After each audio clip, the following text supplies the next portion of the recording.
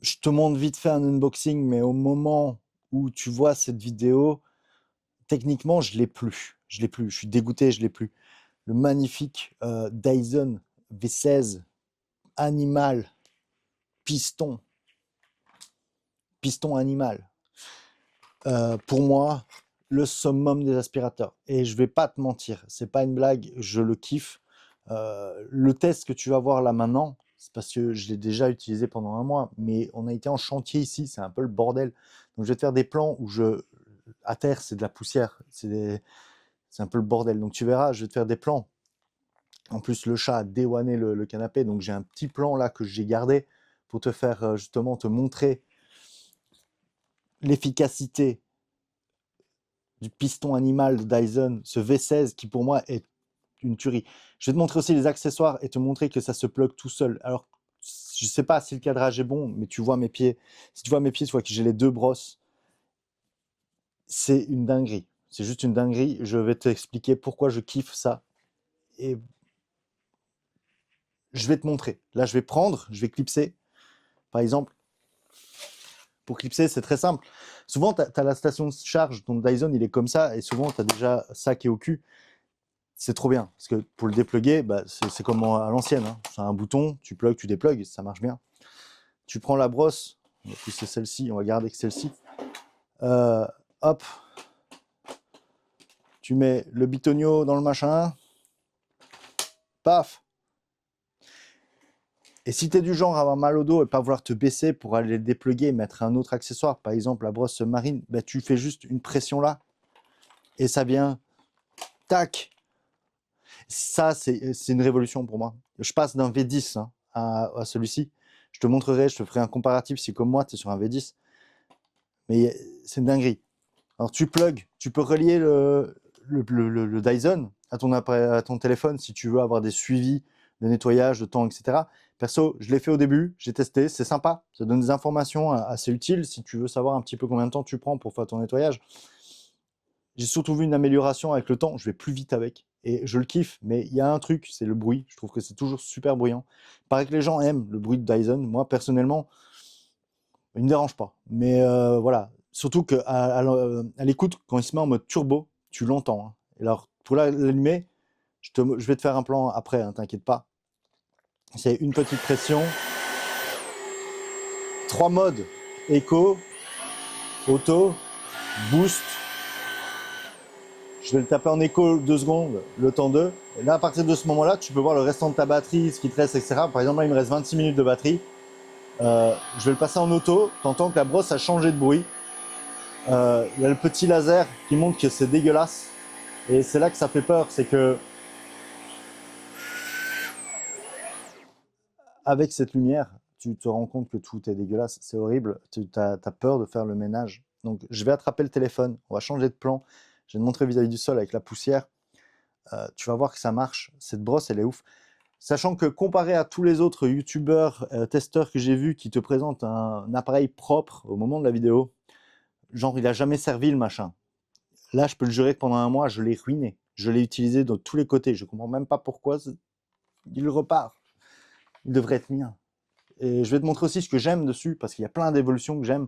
Alors, je ne sais pas si c'est des évolutions qui datent de l'ancien modèle, et qui ont été améliorées ici, parce que tout simplement, je n'ai pas testé l'ancien modèle. Moi, je passe vraiment d'un ancien modèle à celui-là, et je vais juste comparer ce que je connais. Je ne vais pas t'inventer la science, et je ne vais pas demander à une IA de me faire mon texte, tout simplement parce que tu vas pas aimer, sinon, c'est normal.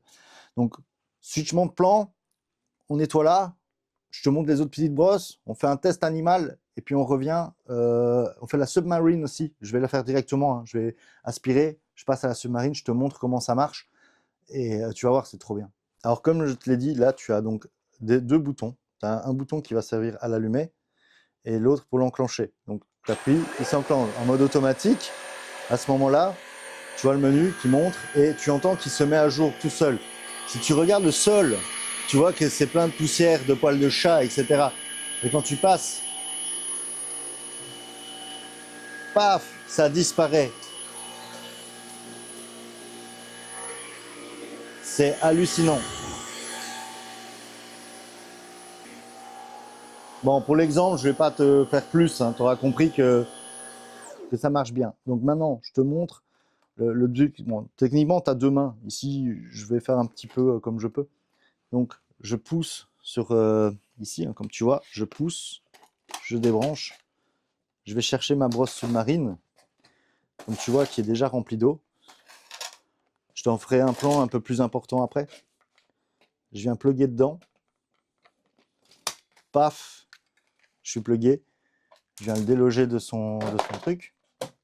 Et lui, ce que j'aime bien, c'est que c'est pareil. Maintenant, on a juste changé d'accessoire et on peut passer à nettoyage humide. Il est parti tout seul.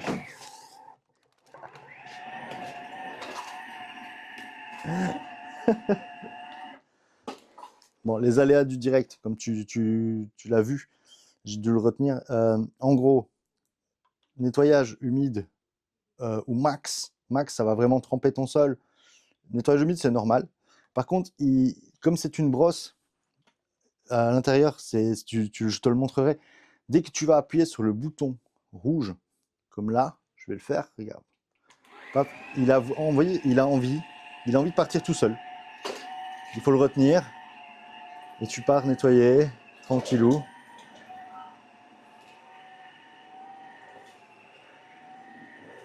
Voilà.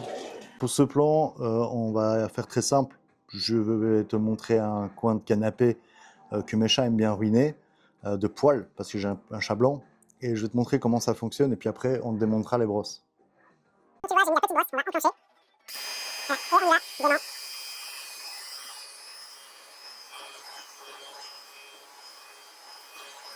Voilà, alors d'habitude, j'utilise la grosse brosse pour faire ça, parce que c'est plus simple et plus facile. Ici, pour le plan, voilà, je te montre vite fait que ça aspire bien les poils.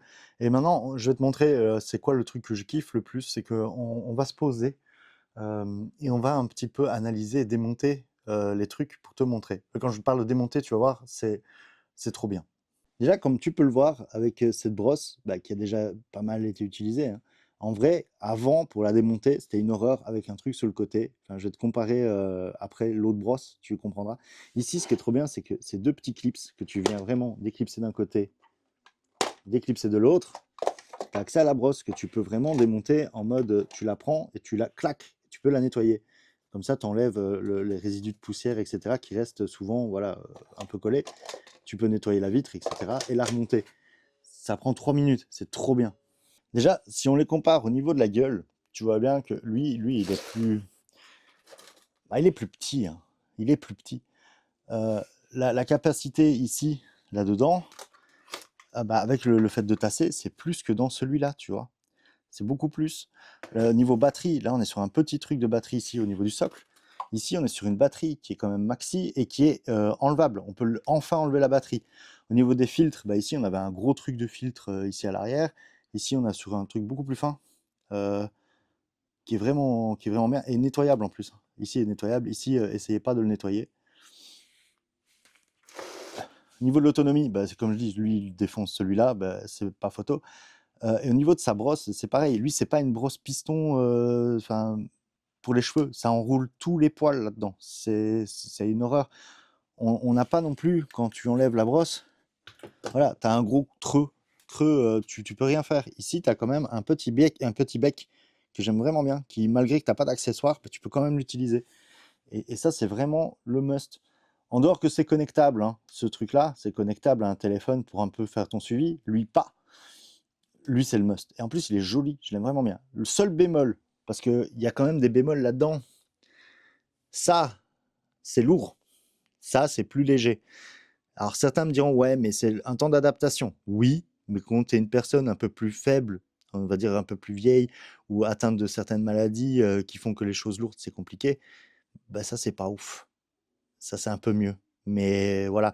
Après, Dyson a un modèle stylet comme ça, tout fin, enfin, comme un balai, peut-être plus adapté à certaines personnes. Mais moi, le piston animal, must have. Surtout, papa de famille, avec des animaux, en plein bordel, ça, je valide.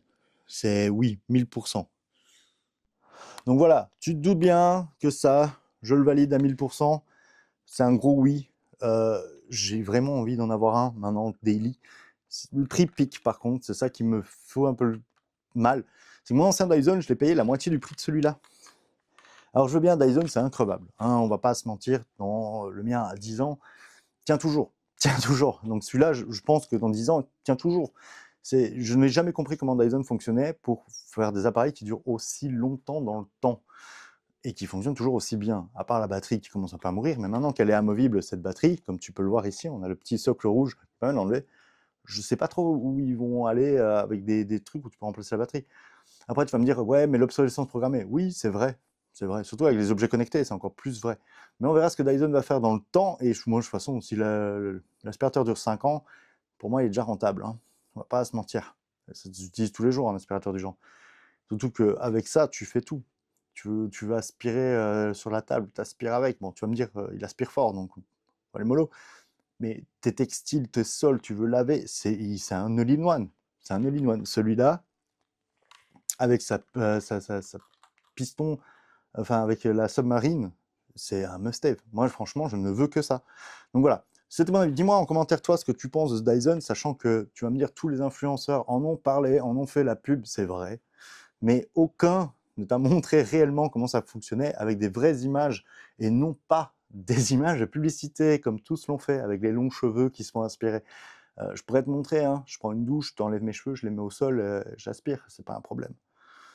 Mais c'est pas ce que tu veux voir, c'est pas ce que tu veux entendre. Mais bon voilà, moi et mon Dyson, on fait le taf. Sur ce, comme d'hab, tu t'abonnes pour de prochaines vidéos parce que ça revient. Et ça revient fort.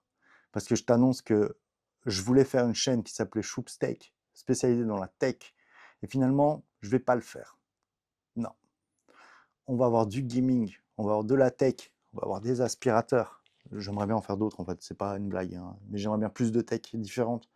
On a du Razer qui revient en force, vous allez voir. Ça va faire du bien. Et surtout, j'arrive avec des tutos web. Deviens développeur web de 0 à héros. Dev Angular. 20+. Ça, c'est mon défi. Faire de toi un dev Angular. En passant de l'HTML au CSS, au PHP et après Angular. Je l'ai fait en 1 an. Mon but, c'est de le faire en 3 mois. Ou moins. Avec au minimum une vidéo tuto web par semaine. À commencer de peut-être jeudi ou vendredi ou samedi. En fait, je verrai quand j'ai le temps d'enregistrer la première vidéo, de la monter et de la mettre en ligne. Et à partir de ce jour-là, ce sera du semestriel. Toutes les semaines, ta vidéo, tant que j'ai pas de taf. Parce que tu te doutes bien que si je te fais ce genre de tuto, c'est que j'ai fait une formation que j'ai terminée avec les honneurs. Ou pas, on s'en fout en fait. Mais je suis officiellement dev web, data analyst. Et donc je peux te faire des tutos web, des vrais. Et tous ceux qui m'ont dit tu vas te casser la gueule parce qu'Angular et tout ça et la data, tu vas rien comprendre.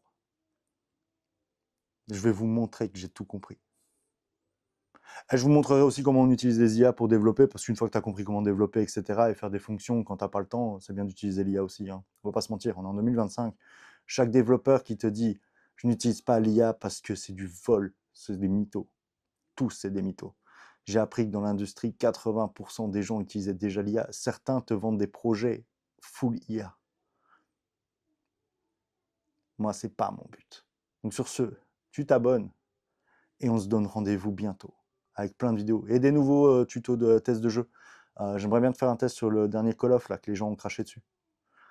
On rigole un peu parce que moi j'ai pas craché dessus. Abonne-toi.